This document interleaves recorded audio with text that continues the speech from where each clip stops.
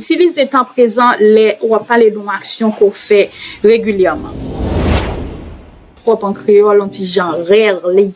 M'bavle nous dit it's rarely, it's more like it's rarely, right?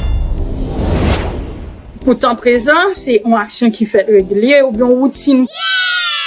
C'est ça encore. So là nous quitter classe en pinga nous dit I am be careful, c'est I am careful.